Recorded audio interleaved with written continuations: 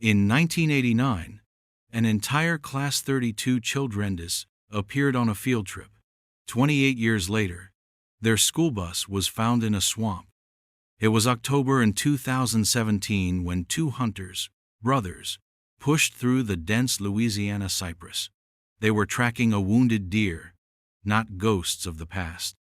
The air was thick, heavy with the smell of stagnant water and decay. One of them, Bo, stopped. He pointed.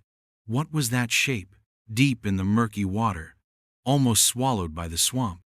It was yellow, or it had been once. Now it was the color of rust and mud, a monstrous form half sunk, tilted like a forgotten toy. A school bus. Here? Miles from any road? Any sign of civilization? It made no sense. His brother, Cal, circled it slowly, his boots sinking into the soft earth at the water's edge. The silence of the place was immense, broken only by the buzz of insects and the drip of water from Spanish moss.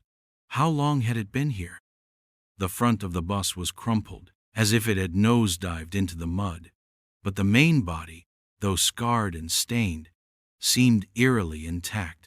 They could just make out letters on the side, faded but still there. Westlake Elementary. A chill went down Bo's spine. Westlake. That was the school, wasn't it? The one from all those years ago. The one with the missing children. Everyone knew the story. A local legend. A wound that never truly healed. They'd assumed the bus went off the Blackwood Cliff, into the ravine, searched it for weeks, found nothing, but this was no ravine. This was the Bayou Serpent, a place most people avoided, a labyrinth of water and trees. You didn't just drive a bus in here. You couldn't. Cal waded closer, the foul water swirling around his thighs.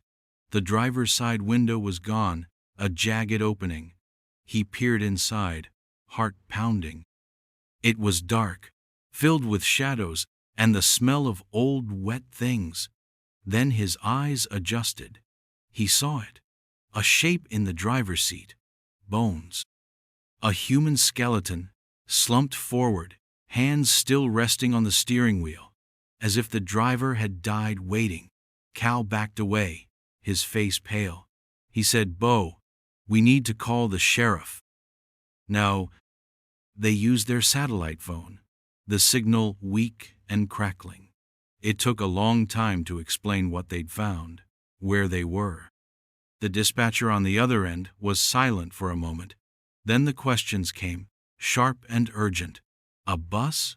Westlake Elementary? Are you sure?" The legend was stirring, waking from its long sleep. It took hours for the first deputies to arrive, guided by Bo and Cal. The place was remote, almost inaccessible. They secured the area, their faces grim. More were coming. State police. Forensics. This wasn't just an old vehicle. This was a tomb, a 28-year-old mystery. Suddenly, terribly, present. What secrets did it hold? What happened to the children? The question hung in the humid air, as heavy as the silence of the swamp. As dusk began to settle, painting the water in shades of orange and purple, a forensic technician, carefully navigating the sodden interior of the bus, made another discovery. The children's seats. And on them, small backpacks, dozens of them, arranged in neat rows, just as they would have been on any ordinary school day. Untouched, covered in a fine layer of silt and grime. But there, lunchboxes, maybe crayons, school books, frozen in time.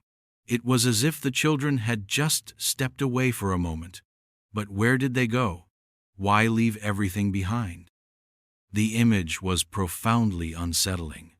32 backpacks, 32 lives. The driver's remains were carefully examined, still in his seat. His hands, skeletal fingers, clutched tight on the wheel. Had he been trying to drive out? Or was he trapped? A victim, like the others? There was no obvious sign of a struggle there. just the slow decay of time. The bus itself, how did it get here? There were no tire tracks leading to it, no broken trees to mark a path of destruction. It was as if the swamp had simply opened up and swallowed it whole, then partially spat it back out decades later. The initial theory of it driving off a cliff felt so wrong now. This was something else. Something stranger. One of the younger deputies, tasked with cataloging the interior, ran his gloved hand under the last row of seats. His fingers brushed against something wedged deep between the cushion and the metal frame. He pulled it free. A small, spiral-bound notebook. A journal. Its cover was faded, the pages warped and stained by moisture, but it was legible. He opened it carefully. The handwriting was neat, a child's cursive, maybe an older student, or perhaps a teacher. He read the first few lines, his breath catching in his throat. Then he carried it out, holding it like a fragile relic. He handed it to the lead investigator on site, a seasoned detective named Frank Davies, pulled from his near retirement by the enormity of the find. Davies read the first clear entry, dated for that fateful spring day in 1989. Then he turned a few pages, his eyes scanning the childlike script, until he found a later passage, the ink slightly blurred, his face hardened. He read it aloud, his voice low, gravelly, sending a shiver through the small group of officers standing by the water's edge as darkness finally claimed the swamp. It said, "They called the roll. Then one by one, the woods took them." What did it mean? The woods? Or something in them? The swamp was silent, offering no answers, only the oppressive weight of its long-held secret. The news began to leak, first as whispers, then as a torrent. A school bus found. The lost children. The town of Westlake, miles away, began to hold its breath. 28 years of questions, of grief held in suspension, now faced a new, terrifying possibility. Answers. But what kind of answers would they be? The bus was a coffin. Yes, for the driver. But what about the children? The journal spoke of the woods. Did it mean they'd left the bus? Walked into this unforgiving wilderness? Or had someone, led them away? The discovery of the bus wasn't an ending. It was a beginning.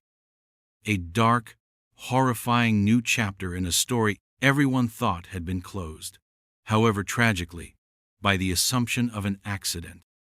Now, accident seemed too simple, too clean a word for the scene unfolding in the heart of the Bayou Serpent. The night was long, filled with the sounds of the swamp and the uneasy quiet of men and women facing a mystery that felt both ancient and sickeningly fresh. The real work, the search for the truth, had just begun. And the journal, that small, damp book, felt like the only key. The first task was to secure the bus and its contents, to prevent any further deterioration or contamination. It was a delicate operation. The swamp fought back, its mud sucking at equipment, its waters obscuring visibility. Plans were already being made for its extraction, a complex process that would take days, maybe weeks. Each item inside, each backpack, each scrap of paper would be a clue, a whisper from the past. The investigators knew they were racing against time, even though 28 years had already passed. Evidence degrades, memories fade. But the swamp had preserved this scene with an almost malicious patience. The driver, the backpacks, the journal. Each discovery was a small shock, a piece of a puzzle they hadn't even known existed until a few hours ago. And with each piece, the dread deepened. This wasn't a story of a tragic accident. This was something far more sinister. The way the backpack sat, so orderly. The driver, hands on the wheel, as if waiting for a command. And the words in that journal, "The woods took them." It felt less like a description and more like a prophecy or a curse. The questions piled up, each one heavier than the last. Why this route? Who was the driver, really? And who or what were they who called the roll before the woods claimed their due? The first night in the swamp was a vigil. Floodlights cut through the oppressive darkness, casting long, eerie shadows from the cypress trees. The bus sat in the glare, a wounded beast. Investigators moved with a quiet intensity, their hushed voices barely disturbing the ancient silence. They knew the world would be watching soon. This story, buried for nearly 3 decades, was about to explode into the headlines. For the families, it would be a fresh agony, a reopening of wounds that had perhaps scabbed over but never truly healed. What would they tell them? What could they possibly say to prepare them for what might be found, or what might never be found? The bus was a tangible link to their lost loved ones, but it was also a harbinger of more pain. The simple phrase from the journal echoed in Detective Davies' mind, one by one. It painted a picture of unimaginable horror, of children being led away, perhaps unknowingly, into a fate that had remained a secret for so long. The swamp held that secret. And now, it was slowly, reluctantly, starting to give it up. But the price of that revelation was yet to be seen. The initial shock of the discovery was giving way to a grim determination. They would find out what happened. They had to. For the children, for the families, for the town that never forgot. The story of the Westlake Elementary bus began on a bright spring morning in 1989. 32 children, 4th and 5th graders, piled onto the yellow bus, their voices high with excitement. It was the annual field trip to the Oakhaven Nature Preserve, a day of learning about local flora and fauna, a welcome break from classroom routine. Their teacher, Mrs. Gable, a woman in her late 40s with a kind smile, did a head count. The driver, a man named Henry Peterson, new to the route that year, tipped his hat to the parents, waving goodbye. Everything was normal. Everything was as it should be. The bus pulled away from the curb, a flash of yellow disappearing down the road. It was the last time anyone saw them. Hours later, when the bus failed to return to Oakhaven to pick up the park liaison who was to meet them, the first seeds of unease were sown. Calls were made. The school, the bus company. No one had seen them. They hadn't arrived at Oakhaven. Panic began to set in. By evening, a full-scale search was underway. Police, volunteers, parents, frantic with worry. They focused on the route to Oakhaven, a winding country road that passed by the infamous Blackwood Cliff, a sheer drop into a deep, rocky ravine. The theory quickly formed. Peterson, unfamiliar with the road, must have lost control. The bus must have gone over the cliff. It was the most logical, if horrifying, explanation. For weeks, they searched the ravine, the dense woods surrounding it. They found nothing. No wreckage, no sign of the bus, no trace of the children or the adults. It was as if they had vanished into thin air. Now, in 2017, Detective Frank Davies stood by the edge of the Bayou Serpent, the recovered journal heavy in his hand.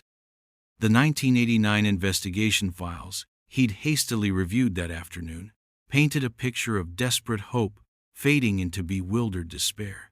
They had been so sure about Blackwood Cliff. So why was the bus here, miles in the opposite direction, in a place no one would ever think to look? How had it gotten here? The swamp was a natural fortress. There were no roads, only narrow, twisting waterways navigable by flat-bottomed boats, and dense, almost impenetrable thickets of trees and undergrowth.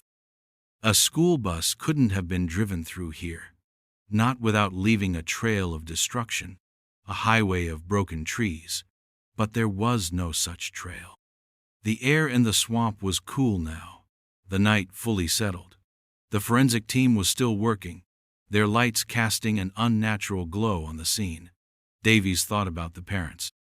Many would be in their 70s or 80s now, if they were still alive. For 28 years, they had lived with the not knowing. Was this discovery a mercy or a new form of torture? He opened the journal again, its damp pages fragile. The entry was simple, innocent. Mr. Peterson says he knows a shortcut. A scenic route. Mrs. Gable looks worried. A shortcut? To Oak Haven? This was no shortcut. This was a detour into oblivion.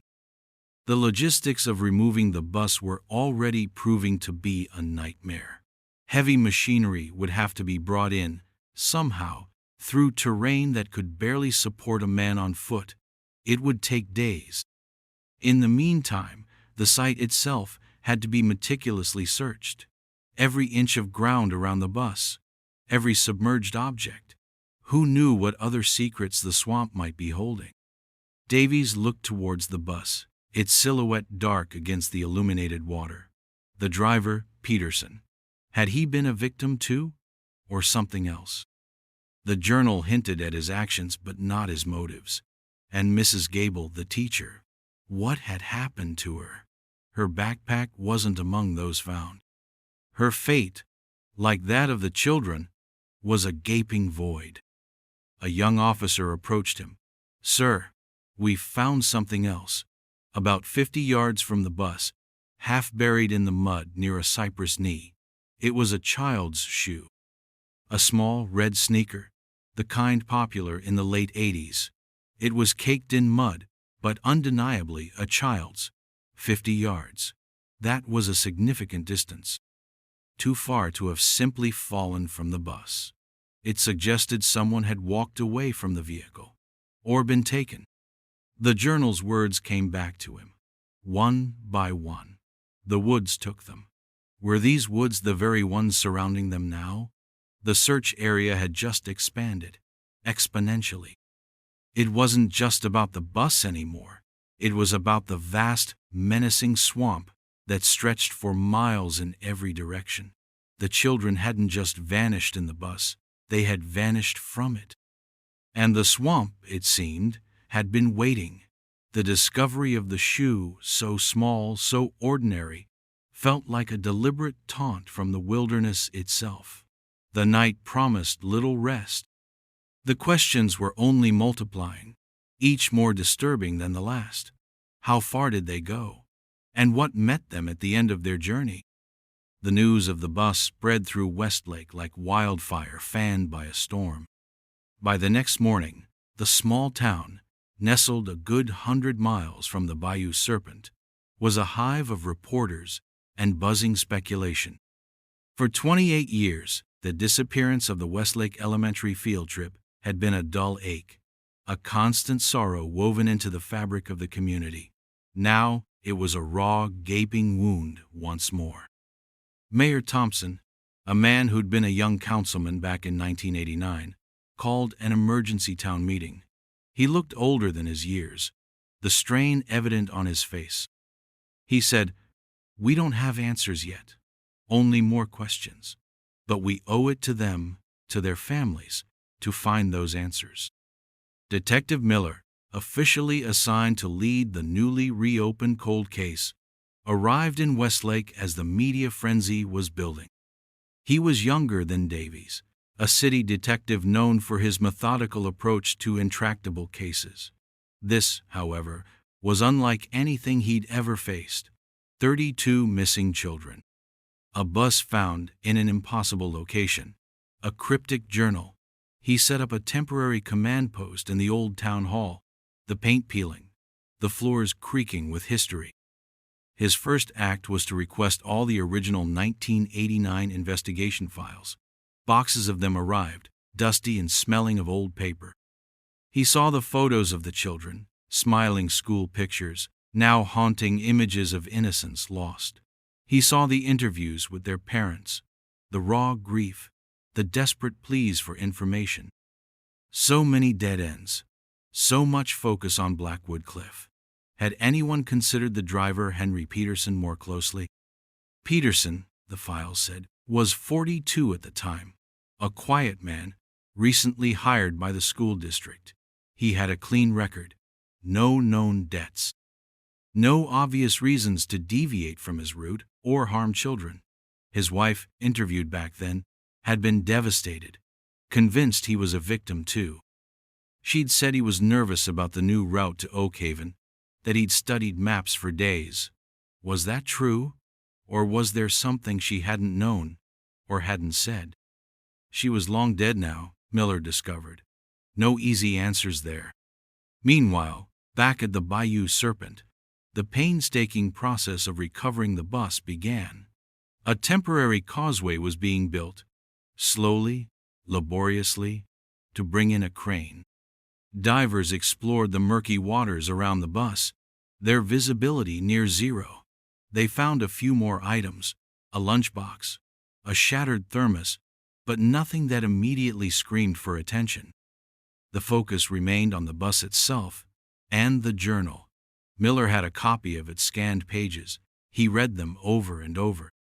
The early entries were cheerful, describing the songs the children sang, the games they played. Then the tone shifted. Mrs. Gable asked Mr. Peterson why we turned off the main road. He didn't answer her. He just kept driving. His face looked tight. The entry sent a shiver down Miller's spine. This wasn't an accident. This was a deliberate act. The journal didn't name its author, but the handwriting and vocabulary suggested an older child, perhaps one of the fifth graders, perceptive, observant, and increasingly scared. Another entry. The trees are so close now. They scrape the windows. Some of the little kids are crying. I am too, but I'm trying not to show it. Miller imagined the scene. The bus lurching through dense, unfamiliar woods. The children confused, then frightened. The teacher trying to remain calm, but her own fear seeping through. And the driver, silent, determined, taking them deeper and deeper into nowhere. Then came the line that had chilled Davies. They called the roll. Then, one by one, the woods took them. Who were they? Was it just Peterson? Or was there someone else? The journal didn't say. The next few entries were smudged, harder to read. One fragment. Eyes in the dark, watching us. Another. So hungry, so cold. The final legible entry was short, almost a scribble. He said it was a shortcut. He lied. This confirmed Miller's growing suspicion. Peterson had lied. He had intentionally driven those children into the wilderness. But why? And what happened after they left the bus? The journal offered no more clues about their ultimate fate, only about the terrifying journey. A team from the state's historical society was called in to help preserve the items from the bus. Each backpack was carefully opened, its contents cataloged. Faded drawings of houses and smiling suns. Half-eaten bags of chips, small toys, a plastic dinosaur, a miniature doll. These weren't just objects. They were echoes of lives cut short, of a normal day that had turned into an unimaginable nightmare.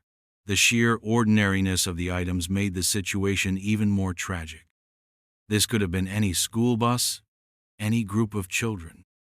The bus, once it was finally winched from the swamp's grip, caked in mud and trailing weeds like funeral shrouds, was transported to a secure facility. It looked like a relic from a forgotten war, its yellow paint almost entirely obscured. Inside, the empty seat seemed to hold the ghosts of their former occupants. Miller decided to visit Westlake Elementary.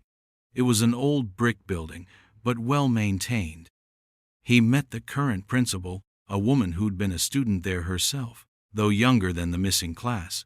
She showed him a memorial plaque in the school garden, 32 names, and Mrs.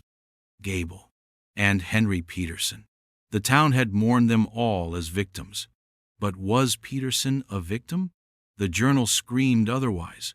The principal said, "Some of the parents still live here. They never moved away. They're old now. This news, it's like burying their children all over again." He knew he'd have to talk to them, but not yet. He needed more. He needed to understand the driver. He needed to understand the swamp. And he needed to understand who they were. The journal was the key.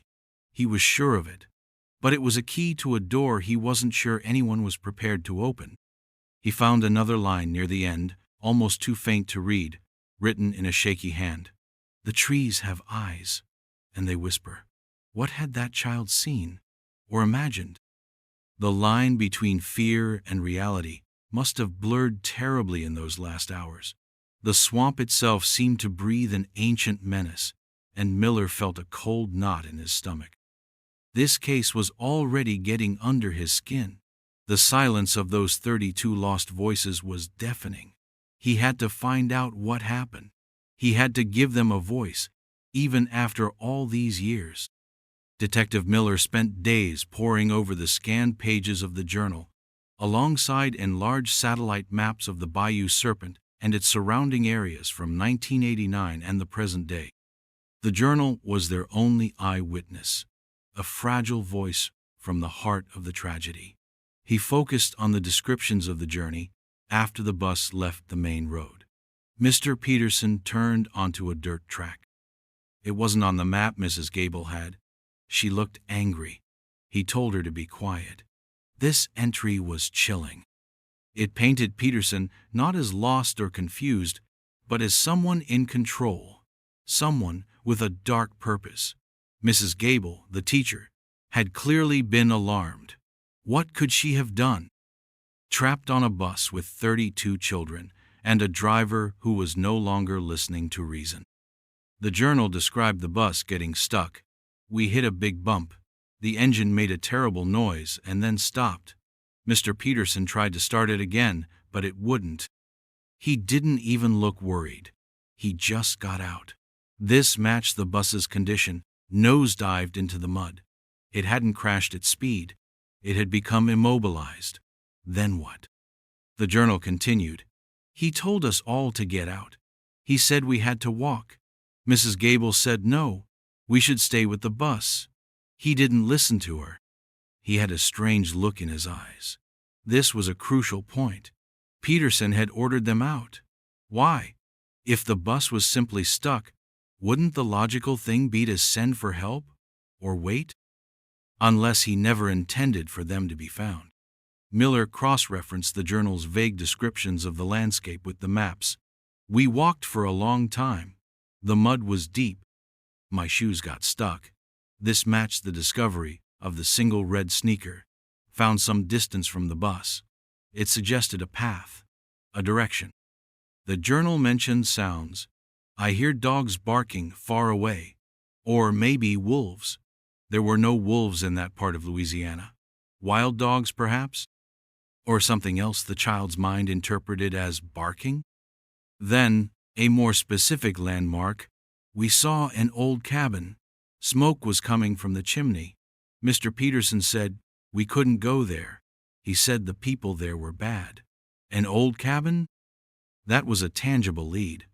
If it still existed, it could hold answers.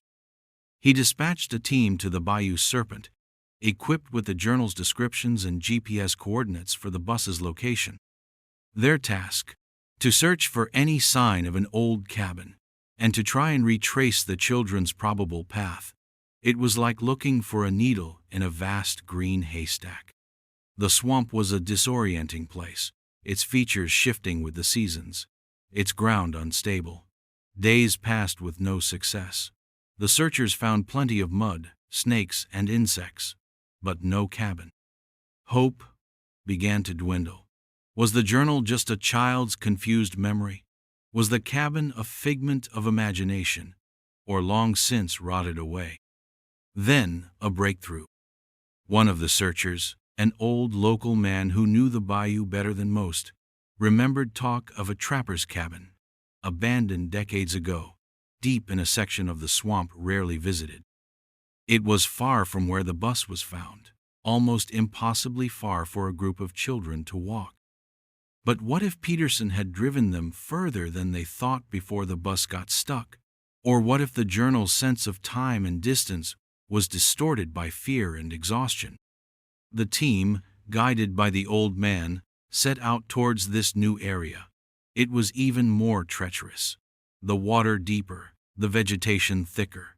You wouldn't go there unless you had to. Or unless you were hiding something. Back in Westlake, Miller was re-examining Peterson's life. There had to be a motive. Money? Revenge? Madness? He found a small detail in an old interview with one of Peterson's former co-workers from a previous job, a trucking company. The co-worker mentioned Peterson had been quiet, kept to himself, but sometimes talked about owing people and needing to get away. It was vague, dismissed at the time. But now, it seemed more significant. Was Peterson in debt? Was he being coerced? The image of his hands on the steering wheel, bones locked in place. Was that a sign of defiance until the end? Or the pose of a man who had given up, resigned to his fate after completing some terrible task? The journal mentioned Peterson's demeanor. He doesn't talk to us. He just points. Mrs. Gable tries to talk to him, but he pushes her away. She's crying now. I think he hurt her arm. This painted a picture of a man who was not just a guide, but a captor. The fear in the journal became palpable. It's getting dark. I'm scared of the dark. We all are. Miller felt a profound sadness reading those words. These were children, thrust into a terrifying, incomprehensible situation. He had to find that cabin. It felt like the next critical piece. A call came in from the search team in the bayou. They'd found it. The old trapper's cabin, or what was left of it. It was dilapidated, leaning precariously, half swallowed by vines and trees, but it was unmistakably a man-made structure, and it wasn't empty. The air around it was heavy, still. As they cautiously approached, they saw that the door was ajar, hanging by a single rusted hinge. What was inside? The team leader's voice was tense. He said, "Miller, you need to see this. There's something wrong here. Very wrong." The way he said it sent a fresh wave of dread through the detective. The cabin wasn't just old and abandoned. It held a new secret, a fresh layer to the mystery. The journal had led them here, but what would they find inside this forgotten relic of the swamp? The silence on the other end of the line stretched for a moment. Then the team leader spoke again, his voice barely a whisper. "There are things in here, Miller. Things from the children. And something else. Something much more recent." The search team, led by Sergeant Ray Collins, a man who'd grown up hunting in these very swamps, approached the dilapidated cabin with extreme caution. The place felt wrong, a cold spot in the humid bayou air. Collins pushed the creaking door further open. The stench hit them first. Damp earth, rotting wood, and something else. Something cloyingly sweet and unsettling. Inside, the light was dim, filtering through cracks in the warped plank walls. The cabin was a single room, small and squalid. Dirt floor, a rusted wood stove in one corner, a crude table, and a broken chair. But it was what lay on the floor, scattered in the gloom, that made them freeze. Small handmade dolls, dozens of them, fashioned from twigs, scraps of cloth, and human-like hair that looked disturbingly real. They were arranged in rows, like a grotesque parody of a classroom. Collins counted them under his breath. 32. Exactly 32. A wave of nausea hit him. This wasn't just an abandoned cabin. This was a shrine, or something far more sinister. Who would make these? And why? His gaze swept the room. Tucked into a dark corner, almost hidden by shadows, was a small, tattered blanket. It looked like something a child would have, perhaps from a crib. Next to it, a child's muddy shoe, not a sneaker like the one found near the bus, but a smaller, buckled shoe. It was undeniably from decades ago. Then Collins saw it, glinting faintly in a sliver of light near the broken table. A modern candy wrapper, brightly colored, starkly out of place among the decay and the primitive dolls. He picked it up carefully with a gloved hand. It wasn't 28 years old. It was recent. Maybe days or weeks. Someone had been here. Someone who liked this brand of candy. And someone who knew about the dolls. Or perhaps had even made them. Were they connected to the original disappearance? Or was this a new, horrifying layer to the mystery? A copycat? A cult? The implications were staggering. He radioed Miller immediately. His voice was strained. He said, "Miller, we found the cabin. It's bad. There are dolls, 32 of them, and evidence of recent activity. I think someone else knows about this place. Maybe they've been coming here for years." Miller felt a chill despite the warmth of his office. Dolls. Recent activity. This changed everything. It wasn't just a cold case anymore. There was a present-day element, a living connection to that horror from 1989. He told Collins to secure the scene, touch nothing else, and wait for the forensic team. This cabin was now a major crime scene. The Journal had mentioned Peterson warning the children away from a cabin, saying the people there were bad. Was this the same cabin? Had Peterson known about this place, this sickness, and tried to lead the children past it, only to succumb to something else? Or was he leading them to it, or to whoever inhabited it? The Journal's perspective was a child's, limited, terrified. The forensic team arrived at the cabin by late afternoon. A slow, arduous journey. They began their meticulous work, every speck of dust, every fiber, a potential clue. The dolls were photographed, bagged. Each one a tiny, silent effigy. The tattered blanket, the child's shoe, more echoes from the past. But the candy wrapper was the loudest clue. It provided a potential link to the present, a thread that might unravel the entire twisted story. They also found faint, almost invisible markings scratched into the wooden table. Not words, but symbols. Strange, spidery designs. Were they ritualistic, or just meaningless doodles? As night fell over the bayou, the cabin, illuminated by portable floodlights, looked even more macabre. Miller arrived by helicopter, landing in a small clearing the team had hastily prepared. He stepped into the cabin, the stench assaulting his nostrils. He saw the empty spaces where the dolls had been, marked by evidence tags. He saw the crude furniture, the oppressive gloom. This place felt evil, pure and simple. He knelt by the table, examining the scratches. They seemed deliberate, not accidental. What did they mean? One of the forensic techs called him over. "Sir, look at this." Hidden beneath a loose floorboard near the stove, they'd found a small, rusted metal box. It was locked. They carefully pried it open.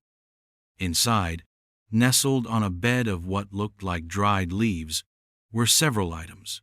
A few old coins, a tarnished silver locket, empty, and a photograph. A faded black and white photograph of a man, gaunt-faced, with dark, intense eyes, standing in front of what looked like this very cabin, though it appeared newer in the picture. He was holding a string of animal pelts. A trapper, perhaps the original owner. But there was something else in the box, tucked beneath the photo. A small, folded piece of paper, brittle with age. Miller unfolded it carefully. It was a child's drawing, a crude crayon drawing of a school bus, and stick figures of children, and towering over them, a dark, shadowy figure with no face. The drawing was heartbreakingly familiar. It was the style of a young child, similar to some of the drawings found in the backpacks on the bus. Had one of the Westlake children been in this cabin? Had they drawn this picture here? Or was it something else, something taken as a trophy? The Journal had mentioned the quiet man. The quiet man showed them the path. He promised games. This entry had always puzzled Miller. Was Peterson the quiet man? Or was it someone else they encountered after leaving the bus? This cabin, these dolls, the photograph of the trapper, it pointed to someone else. Someone who lived in the swamp. Someone who knew its secrets. The trapper in the photo was long dead, surely.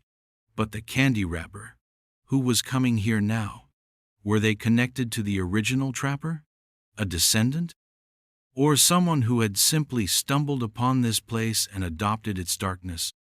The discovery of the cabin and its disturbing contents was the mid-spike Miller had been both hoping for and dreading. It blew the case wide open. It suggested that the children hadn't just wandered off and succumbed to the elements. They had encountered someone. They had been led. And this cabin, this dark heart in the swamp, was central to it all.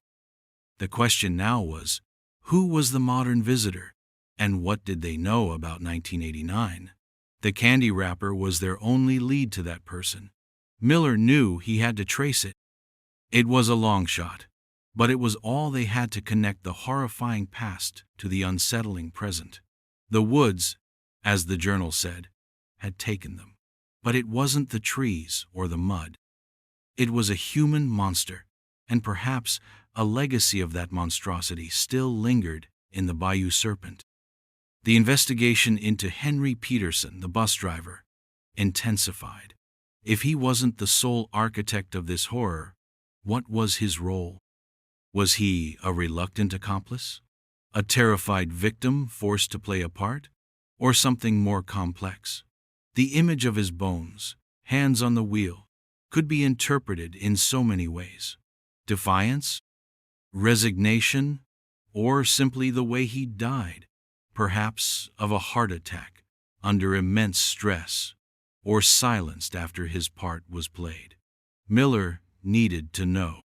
He tracked down Peterson's only living relative, a nephew named Arthur, who lived in a neighboring state. Arthur was in his late 60s, a retired mechanic. He remembered his Uncle Henry vaguely. Quiet man, kept to himself.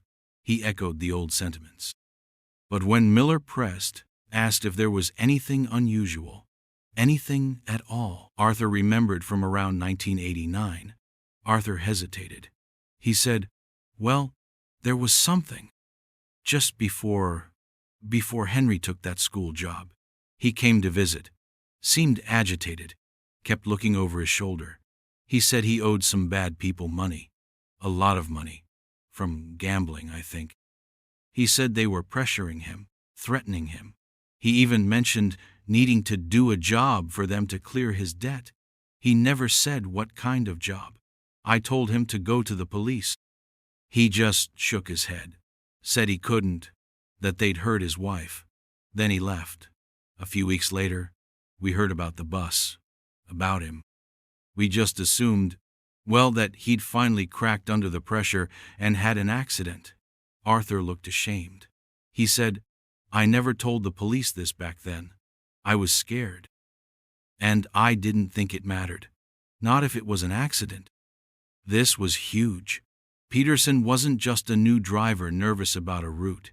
He was a man under duress, threatened, possibly coerced. A job to clear a debt. What if that job was the bus? What if he was forced to drive it into the swamp to deliver the children to someone? This cast the journal entry, "He said it was a shortcut. He lied," in a new, even more sinister light. He wasn't just lying to the children and Mrs. Gable. He was following a script, a horrifying directive. Forensic analysis of the bus continued. They found nothing modern. Nothing that shouldn't have been there from 1989, apart from the grime and decay of the swamp. It was a time capsule. But how had it gotten so deep into the Bayou Serpent? The lack of a clear path remained a profound mystery. Had the landscape changed that much in 28 years? Or was there a hidden route, known only to a few? The locals spoke of shifting waterways, of parts of the swamp that could be dry one season and flooded the next. Perhaps Peterson had driven it during an unusual dry spell, along a temporary path that had since vanished. Or perhaps it had been moved after it got stuck, dragged further in by means not yet understood. The journal. Miller kept coming back to it. The quiet man showed them the path. He promised games. If Peterson was acting under duress, who was the quiet man? Was it one of the people Peterson owed? Someone local, who knew the swamp? Someone who met them after the bus was abandoned?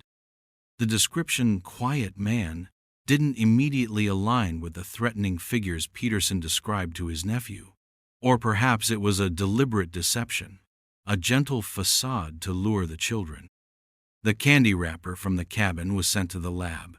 They managed to get a partial fingerprint from it, smudged but potentially usable. And the brand of candy, it wasn't a common one.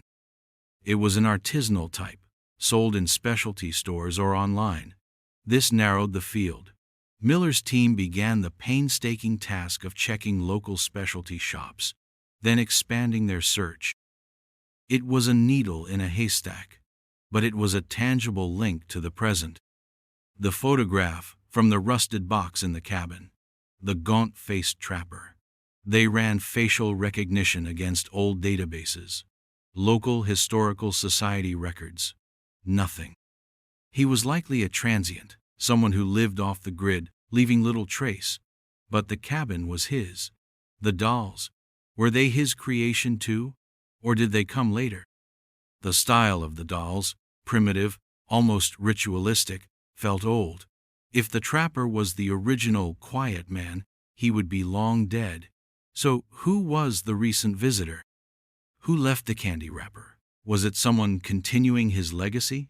Or someone obsessed with the Westlake disappearance, reenacting some twisted fantasy in that cursed place? The pressure on Miller was immense. The families of the missing children, now elderly, were desperate for answers, their hopes agonizingly rekindled. The media was relentless. Every small development was scrutinized, analyzed. He needed a breakthrough, something to connect Peterson's forced job with the cabin and its secrets. He thought about Mrs. Gable, the teacher. Her backpack wasn't on the bus. What happened to her? The journal mentioned Peterson pushing her, hurting her arm. Was she subdued, taken with the children? Or did she fight back, try to protect them, and meet a more immediate violent end? Her fate was another agonizing question mark. Arthur Peterson, the nephew, called back a few days later. His voice was hesitant. He said, "Detective, there's one more thing. I found an old box of my uncle's things. Letters. Mostly. There's one here, I don't know if it means anything. It's from just before he disappeared. It's not signed, just a typed note. It says, 'The route is set. No deviations. Any failure will result in forfeiture. They are expecting you at the Cypress Deep. Do not disappoint us. Cypress Deep.'" Miller had never heard that term. Was that a local name for a part of the Bayou Serpent? Near the cabin, perhaps? "They are expecting you." Plural. This confirmed it. Peterson wasn't acting alone, and he wasn't the ultimate authority. He was a pawn. A terrified, desperate pawn, delivering 32 innocent children and their teacher into the hands of an unknown entity in a place called Cypress Deep. The unseen hand controlling Peterson was slowly, terrifyingly, beginning to take shape. And it reached from the shadows of 1989 right into the present day, to a candy wrapper and a partial fingerprint. The term Cypress Deep from the anonymous note sent a jolt through the investigation. Miller's team scoured old maps, local folklore archives, anything that might reference such a place within the vast Bayou Serpent. Most official maps showed nothing. But then, a breakthrough from an unexpected source. An elderly librarian in a nearby parish, a woman who had made a lifelong hobby of collecting oral histories of the swamp dwellers. She remembered the term. She said, "Cypress Deep. Yes, That's what the old-timers called a particularly remote and treacherous section of the bayou. A place where the cypress trees grew so tall and thick they blocked out the sky, and the water was always dark and still. A place of bad reputation, even for seasoned trappers. Few went there. Fewer still returned with pleasant stories. She even had a hand-drawn map, passed down from her grandfather, a surveyor from the early 20th century, that vaguely marked an area with that name. It was perilously close to the location of the trapper's cabin. This was it. Peterson had been directed to take the children to Cypress Deep. The cabin was likely a landmark, or a staging point. The journal entries about walking, about the mud, about Mrs. Gable's distress and Peterson's grim determination, all started to align. They had left the bus and were marched towards this dreaded place. The quiet man showed them the path, the journal said. This quiet man wasn't Peterson. It was someone they met after the bus, someone who knew Cypress Deep, someone waiting for them. Miller ordered a new, concentrated search of the area, designated as Cypress Deep on the old, hand-drawn map. It was even more difficult terrain than around the bus or the cabin. The teams used flat-bottomed boats, then went on foot, hacking through dense undergrowth, wading through chest-deep black water. The air was stagnant, heavy with the smell of decay. Days turned into a week. They found nothing but the oppressive, indifferent wilderness. Morale was low. Were they chasing ghosts based on a cryptic note and an old woman's memory? Then, one of the searchers, a young deputy named Maria Sanchez, noticed something. A tattered piece of fabric snagged high on the thorny branch of a water locust tree, almost invisible against the bark. It was blue and white, a faded gingham pattern. She carefully disentangled it. It was old, rotted, but unmistakably part of a child's dress or blouse. And it was far from any logical path. Deep within the area they now believed was Cypress Deep. This small piece of cloth was proof. They had come this way. The children had been here. The discovery galvanized the team. They fanned out, searching with renewed intensity. A few hours later, another find. A single child-sized shoe, even smaller than the one found near the cabin, half sunk in hardened mud at the base of a giant cypress tree. Its sole had a distinctive star pattern. It was as if the swamp was slowly, reluctantly, giving up its secrets, piece by heartbreaking piece.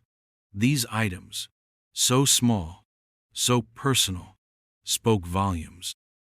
They painted a picture of a desperate journey, of small feet struggling through an unforgiving landscape. The journal's last coherent entries were re-examined. It's so dark in here. Even when the sun is up, the trees cover everything. I can't see the sky. This matched the description of Cypress Deep. Mrs. Gable isn't with us anymore. I don't know where she went. The quiet man said she got lost. Got lost? Or was she silenced for resisting? Miller feared the latter. Her backpack had never been found. Perhaps she never made it this far. Then, a particularly chilling entry, one that Miller had struggled to decipher due to smudging and the shaky handwriting. They're calling our names, one by one, from the shadows. This wasn't "the woods took them" as a metaphor. This was specific. Someone, or someones, were actively taking the children, one by one. Into what? Into where? The journal didn't say. The entries dissolved into terrified, almost illegible scribbles after that. Fear had overwhelmed the young writer. The partial fingerprint from the candy wrapper found in the cabin finally yielded a match. It was a surprising one. Not to a known criminal, but to a man named Silas Blackwood, aged 43. He lived in a town a few parishes over. His record was clean, save for a minor trespassing charge years ago, near a state park. What was his connection to the cabin? Why his fingerprint on that candy wrapper? Was he the modern visitor? And if so, what did he know about 1989? Miller immediately dispatched a team to find Silas Blackwood. He wasn't to be arrested, just brought in for questioning. But Miller had a deep, uneasy feeling about this man. Blackwood. The name echoed the original, erroneous search area. Blackwood Cliff. Was it a coincidence? Or another twisted thread in this horrifying tapestry? While waiting for news on Blackwood, Miller focused on the path marked by the tattered cloth and the child's shoe. It led deeper into Cypress Deep, towards an area where the ground became strangely uneven, pocked with sinkholes and fissures. The old librarian had mentioned this too. She'd said Cypress Deep was known for its sinking earth, places where the ground could literally swallow you whole. Could this be where the children were taken? The search team, now including geological experts and cave rescue specialists, approached this new area with extreme caution. One of the cadaver dogs, brought in as a last resort, suddenly became agitated, whining and pulling hard on its leash towards a cluster of rocks half hidden by overgrown ferns. At the base of the rocks, almost invisible, was a narrow opening, a fissure leading down into darkness, and carved into the rock beside it, a faint, almost weathered-away symbol. It was one of the strange, spidery designs they had found scratched into the table in the trapper's cabin. This was no natural cave entrance. This was a doorway. And the dog was signaling that something lay beyond it. Something that had been lost for a very, very long time. The discovery of the fissure and the carved symbol sent a ripple of grim anticipation through the search team. This felt like the threshold they had been seeking, the entry point into the final act of this decades-old tragedy. The cave rescue specialists, equipped with ropes, lights, and breathing apparatus, prepared to descend. The opening was narrow, barely wide enough for one person to squeeze through. The air that wafted up from below was cold, damp, and carried a faint, musty odor that made the hairs on the back of their necks stand up. What horrors lay waiting in the darkness? Detective Miller arrived at the scene as the first specialist was being lowered into the fissure. The atmosphere was tense, the silence broken only by the whir of equipment and the strained voices of the team. He looked at the symbol carved into the rock. It was identical to the ones in the cabin. A signature, a warning, or a territorial marking. Who had carved it? The trapper from the old photograph? Or someone else? Hours passed. The team on the surface maintained radio contact with the explorer below. His voice, tinny and distorted, reported a series of narrow passages, then a larger chamber. He said, "There's something down here.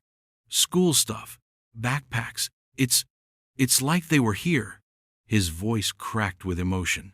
More items were found as he ventured deeper.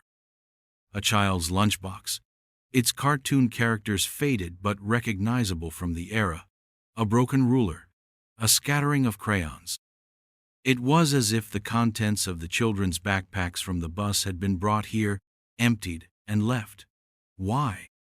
Then, a more chilling discovery. Small, makeshift beds of dried leaves and grass, arranged in a circle. 31 of them. Why 31, not 32? Was one child separated? Or was the journal writer the one who didn't have a bed here? Or Mrs. Gable? The questions were agonizing. There were no human remains, not in this main chamber. Just these pathetic signs of a terrified, captive existence. How long had they been kept here? Days? Weeks? The thought was unbearable. Miller felt a cold dread creep into his heart. This wasn't just a case of children getting lost and perishing in the swamp. This was organized. This was captivity. He thought of the journal's final, almost illegible entry, which they had painstakingly enhanced in the lab. He said we'd be safe here, from the storm, but the real storm was him, singular, not they who called the roll. Was the quiet man the him from this entry, the one who brought them to this terrible place? Meanwhile, the team sent to find Silas Blackwood, the man whose fingerprint was on the candy wrapper, reported back. They had found him. He lived alone in a small, run-down house on the outskirts of his town. He was uncooperative at first, wary. But when they showed him a photograph of the trapper's cabin, he became visibly agitated. He admitted he'd been there. He said he'd found it years ago while hunting, that he was fascinated by its remoteness, its history. He claimed he knew nothing about any disappearance, nothing about any children. The candy wrapper? He said he must have dropped it on one of his visits. He seemed like a harmless eccentric, a lonely man with a strange hobby. But Miller wasn't convinced. The trespassing charge near Blackwood Cliff, the name itself, it felt too connected. Back in the cave, the explorer found another passage leading off the main chamber, even narrower, almost hidden. He squeezed through. A few minutes later, his voice came over the radio, choked with horror. He said, "I found them. Oh God, I found them." There was a long silence, then sobbing. Miller's blood ran cold. He grabbed the radio. "What is it? What did you find?" The specialist's voice, when it finally came, was a broken whisper. "Bones. Small bones. Piled in a recess. Covered with rocks. It's a grave. A mass grave." The terrible truth, sought for 28 years, had finally been unearthed in the cold, silent darkness beneath Cypress Deep. The children had not been taken by the woods. They had been brought to this cave, kept here, and then murdered. By whom? The quiet man? The trapper from the photograph? Or someone else entirely? As the grim recovery process began in the cave, Miller received another call. Silas Blackwood, after hours of questioning, had broken down. He confessed, not to the murders in 1989. He would have been too young then, only a teenager. But he confessed to knowing who was responsible. His grandfather, the gaunt-faced trapper from the photograph. His name was Elias Thorne. And according to Silas, Elias Thorne hadn't died a natural death. He had been obsessed with the Westlake children, with what he'd done. Silas, as a boy, had heard whispers, had seen things at the cabin, things that haunted him. His grandfather had made him promise to keep the secret, to watch over the place. The candy wrapper visits were a twisted form of pilgrimage, of guilt. Elias Thorne, the quiet man, the storm. He had lived in that cabin, a recluse, a shadow in the swamp. He was the one Peterson owed, or who Peterson's creditors answered to. Peterson had delivered the children to Thorne. Thorne had led them to the cave. He had called their names, one by one, and he had been their end. The why of it remained buried with Thorne, who, according to Silas, had died in the early 90s, taking his full motives to his own grave, which Silas claimed was also somewhere deep in the swamp, unmarked. But his evil had left its indelible stain. The 31 beds, the 32 dolls, perhaps one child, or Mrs. Gable, had met their end sooner, or elsewhere. The journal writer, had they been the last, chronicling the horror until they too were silenced? The details were still murky, but the horrifying core was now exposed. The mystery of the Westlake disappearance was solved, not with a sense of relief, but with a crushing, devastating weight of sorrow. The truth was uglier than anyone could have imagined. The days that followed were a blur of grim activity and overwhelming grief. The remains found in the cave beneath Cypress Deep were carefully, respectfully recovered. Forensic anthropologists confirmed they belonged to young children, consistent in number with the missing Westlake class. 31 sets of remains. The journal writer, perhaps the 32nd child or Mrs. Gable, their specific fate was still not definitively pinpointed among the findings in that dark chamber, though the assumption was they were all there. The sheer horror of it settled over everyone involved like a physical shroud. Elias Thorne, the reclusive trapper, the quiet man from the journal, was indeed the monster. Silas Blackwood, Thorne's grandson, provided more details, pieced together from fractured childhood memories and the heavy burden of a secret kept for too long. Thorne, he said, had always been a strange, solitary man, filled with dark philosophies about nature, about sacrifice, about the weakness of the outside world. He had apparently ensnared Henry Peterson through gambling debts, forcing him into the horrific role of delivering the children. Peterson himself was likely silenced by Thorne shortly after, his body placed in the bus to make it look like he too was a victim of an accident, a part of Thorne's cruel, elaborate deception that the swamp itself had claimed them all. Mrs.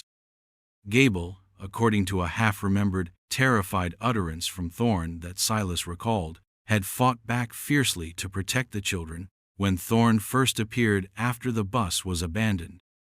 Thorne had killed her there, in the woods, before leading the children to the cave. Her remains were never found, likely lost to the swamp itself, a solitary grave unknown. The motive for Thorne's monstrous act remained elusive, buried in his own twisted psyche. Was it a desire for control? A ritual? A profound, murderous madness? Silas could only offer fragments. His grandfather had spoken of cleansing them, of keeping them safe from a corrupt world in his own insane way. He had apparently kept them alive in the cave for some days, perhaps weeks, their hope dwindling in the darkness, until his madness reached its final, terrible conclusion. The journal entry. He said we'd be safe here, from the storm, but the real storm was him, was the most eloquent epitaph for their suffering. For the surviving families in Westlake, the news was the ultimate nightmare realized. 28 years of uncertainty had ended not with a miracle, but with the coldest, hardest truth. There was grief, immense and raw, but also, for some, a strange, bitter form of closure. Their children were no longer lost in an unknown void. They had been found. Their story, however horrific, was now known. A memorial service was held, attended by the entire town, by people from across the state. The 32 names, including Mrs. Gable's, were read aloud, each one a stab to the heart. The bus, now a silent, rusted shell, became an unintentional monument to their stolen innocence. The journal, its pages filled with a child's courage and fear, was preserved, a testament to their final days.